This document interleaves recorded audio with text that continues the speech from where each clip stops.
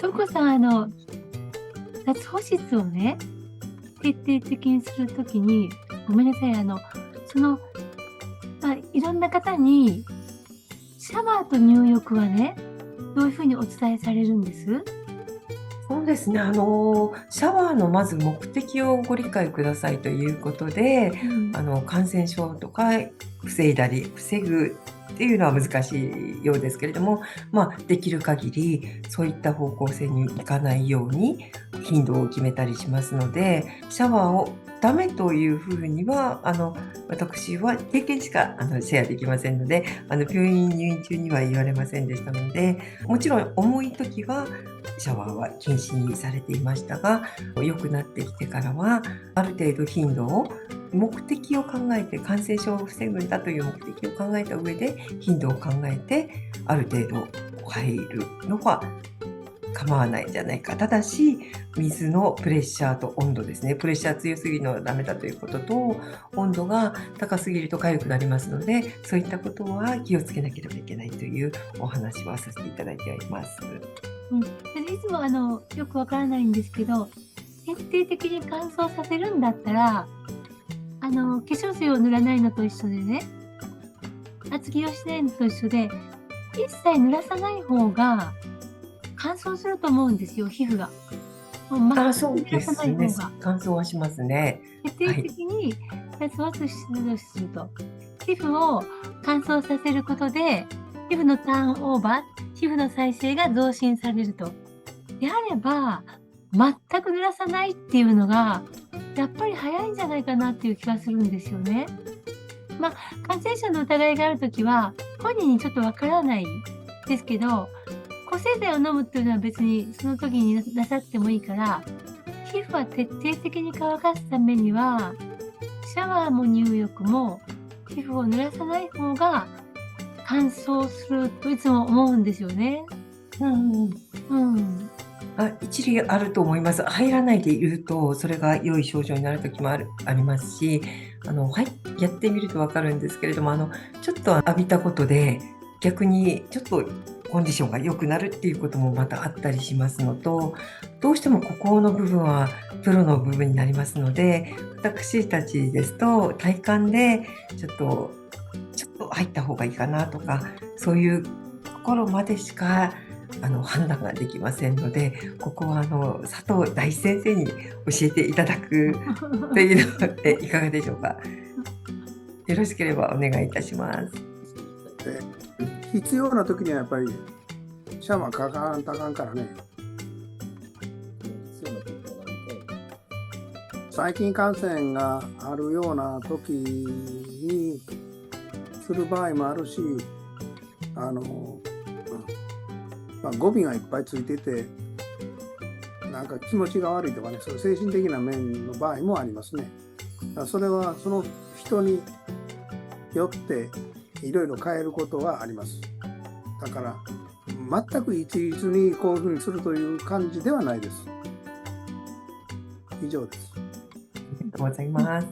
では皆さん、チャットまたは直接マイクのミュートを解除していただいて、ご質問ね、どうぞなさってください。M さんから、脱保湿をして1年ちょっと経ちましたが、冬になり顔、首、デコルテと腕の内側がまたひどくなっています。引き続き脱保湿していけば大丈夫でしょうか？シワっぽい肌質もそのうち良くなりますか？ですね。ご質問です。大輔先生の方から、次回シーズンは今年より楽になると思いますと。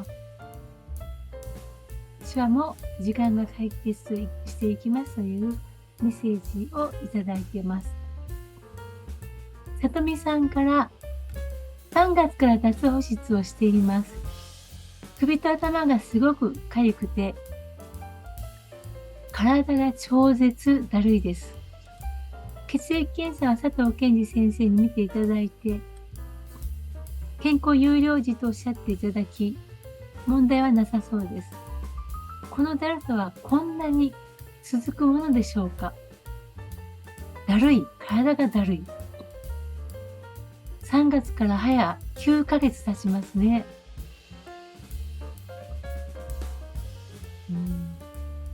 脱毛して脱毛手術をされる患者さんで、本当に全身の症状がひどい時にしんどい方はおられますけど、そうでなくて体がだるいという訴えはあんまりお聞きしませんが、いかがでしょう。あとみーさん、よかったらどんな風にだるいかご説明していただくことはできますか？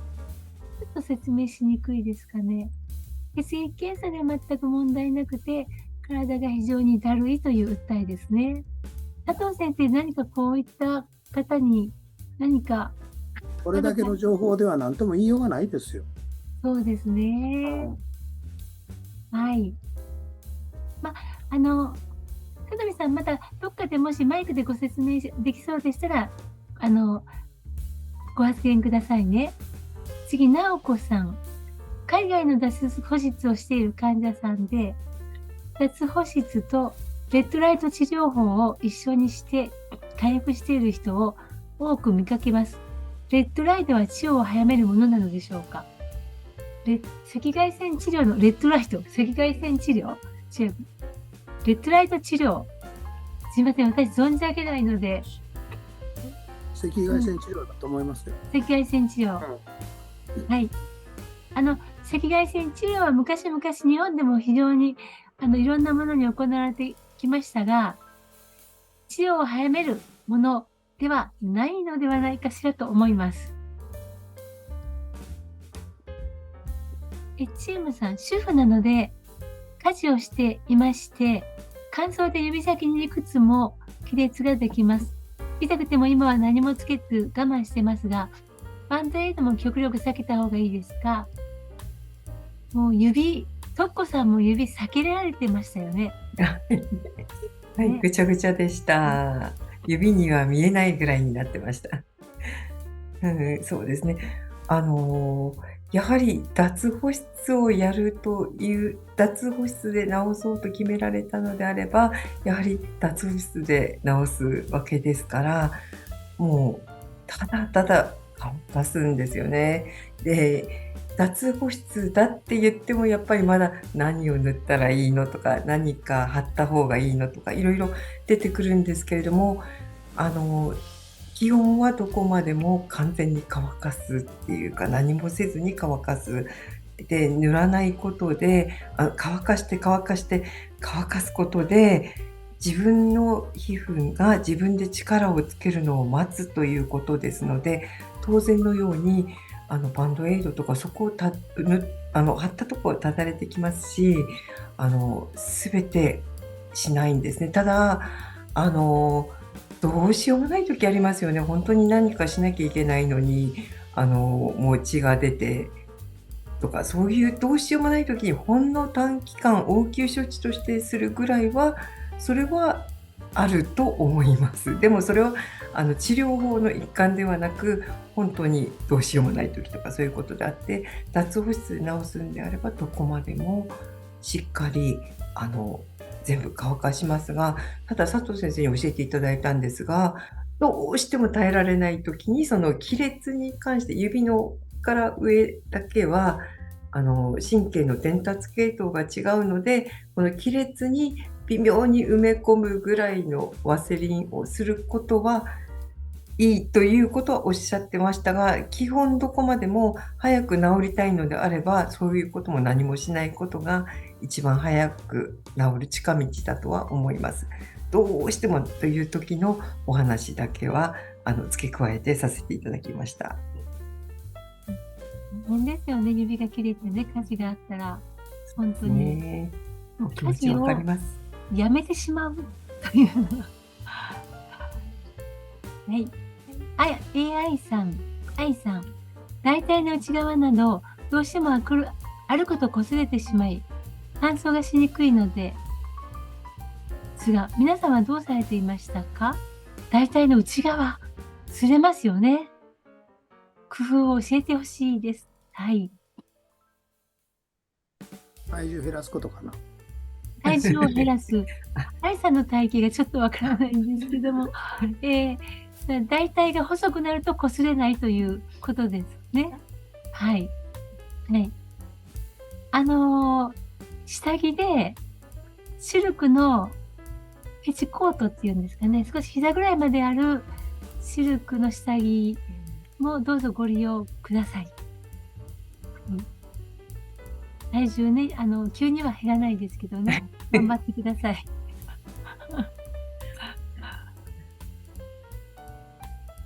HM さんはどこまでもしっかりと乾かすこと、そうですね。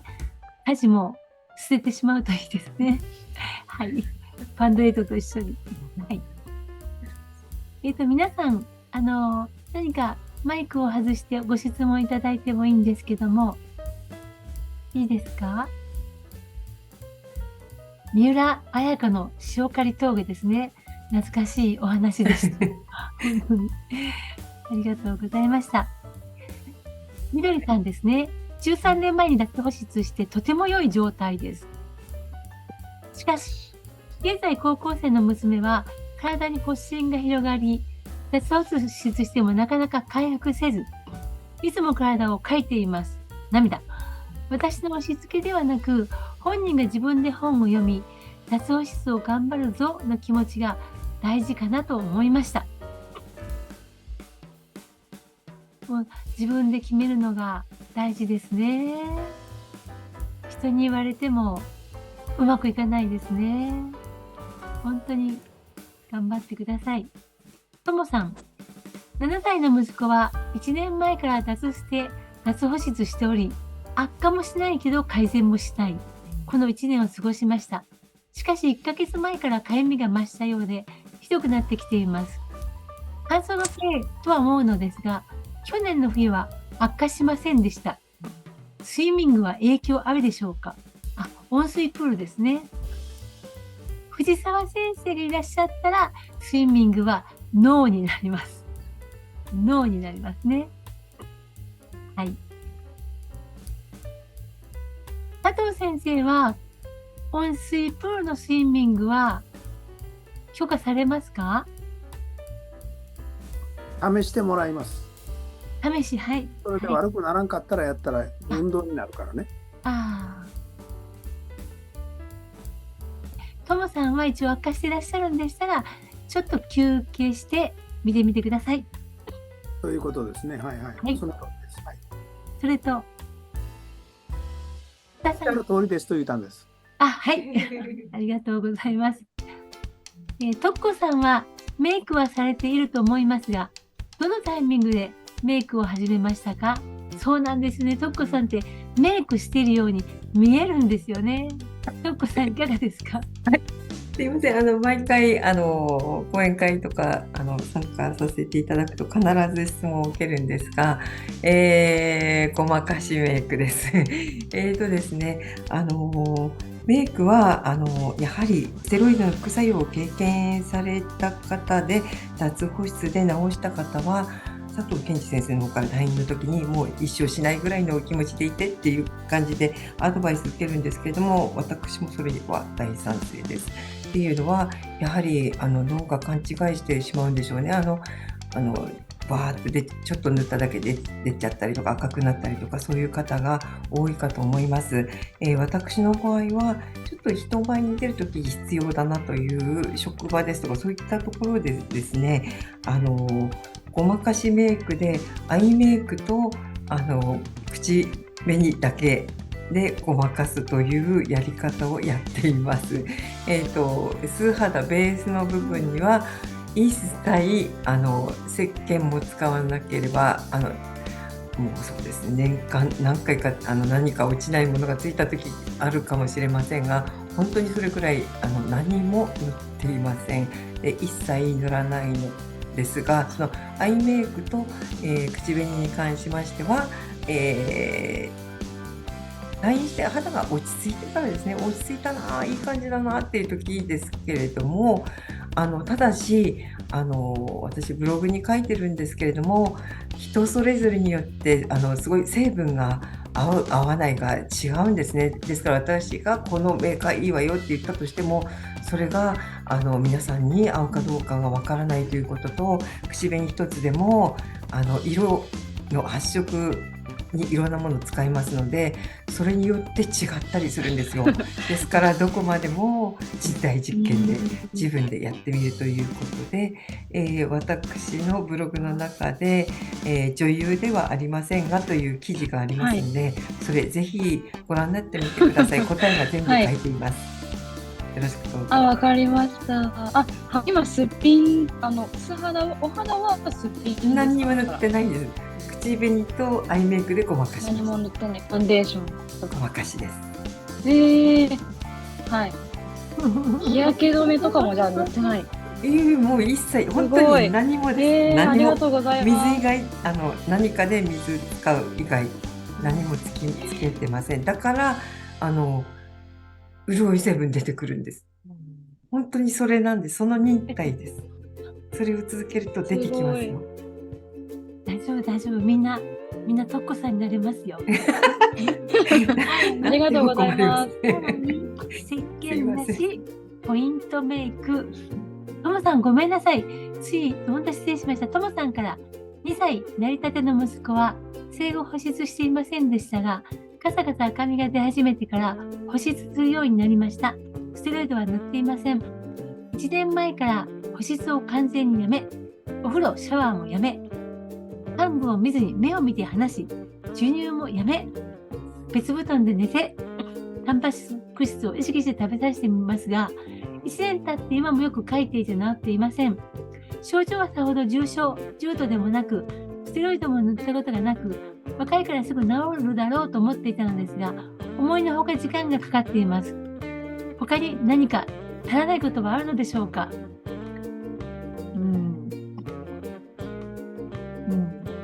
でも、2歳のお坊ちゃんですね。